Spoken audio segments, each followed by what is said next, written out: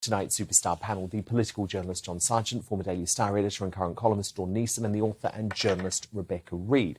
Now, we're going to return very soon, of course, to the breaking political news tonight, but there are other things going on in the world, and I think it's important to talk about them. Police have been ordered to get tough with fuel protesters amid fears that go-slow demonstrations on our roads could grind the country to a halt throughout summer.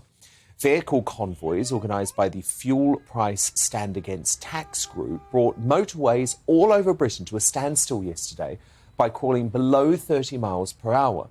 The group say they intend to inflict maximum chaos on the roads over the coming weeks in protest at record fuel prices, which have skyrocketed to nearly £2 a litre this year. Some stranded drivers on the M4 in Wales took to the deserted tarmac for an impromptu game of football. But Priti Patel wants more done to tackle these disruptive protests after only 13 arrests were made yesterday. The Home Secretary has pointed to new powers in her Policing Act that increase the maximum penalty for blocking a highway to 6 months imprisonment and an unlimited fine. Undoubtedly, people will have more sympathy with these protests than they do with the eco-terrorists that insulate Britain in Extinction Rebellion. But I have to say, I actually totally agree with Priti's no-nonsense approach. They're breaking the law, after all, and while this is a worthwhile cause and the government should absolutely cut fuel duty, grinding the country to a halt, putting lives at risk and destroying small businesses is not the way to achieve it. Dawn Neesom, do you have sympathy with these groups? Dan Wootton, yes, I'm afraid I do.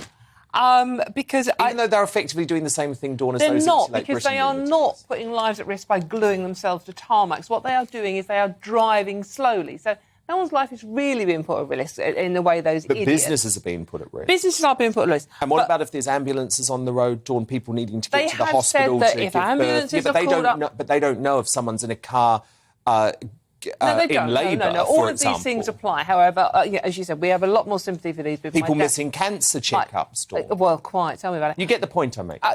No, really? Do you want to add some more onto it, Dan? Yeah, of course, I understand all that. However, I don't think it will bring the country to a halt over the summer, because I think actually what they're doing actually might get the government to actually get their fingers out once they've sorted this blooming mess out and actually do something about it. Because, I mean, sort of like, wholesale costs of fuel are actually down on the highs of fuel. They're not being passed on. The cut in fuel duty wasn't passed on.